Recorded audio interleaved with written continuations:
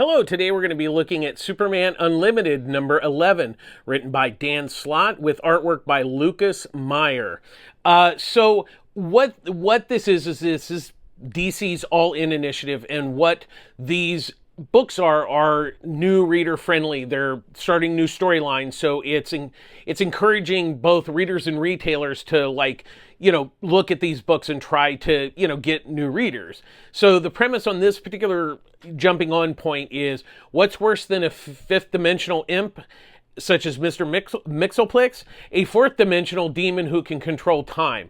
Jon Kent faces off a foe who's attacking him years before they ever met. Who he will become after the fight to even save himself.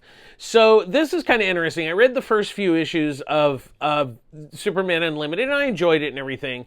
I'll be honest, I'm not the hugest Dan Slott fan. I think he is a good writer. I just, like his Spider-Man run was kind of cold for me, but I'm always willing to give creators a chance, and I think Slott has done a pretty good job with this Superman book. And obviously it definitely centers, at least now, this story arc is centering on Jon Kent, and it's very interesting because the history of Jon Kent, which Slott does cover. So if you don't know kind of the history of Jon Kent, he explains it quite well, which is really good for new readers.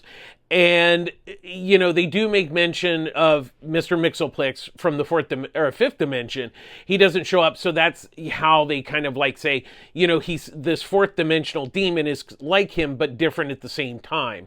So like I said, it was a very interesting story. Meyer's art is really quite nice. I think it definitely is a good jumping point, and I think it's really gonna kind of change because who Superboy is, and specifically Jon, because there's a lot of, as in the Bat family, there's a lot of super families running around, and I think to kind of work on Jon's story, moving forward, I think is really a good idea. And I think Slott has done a nice job here.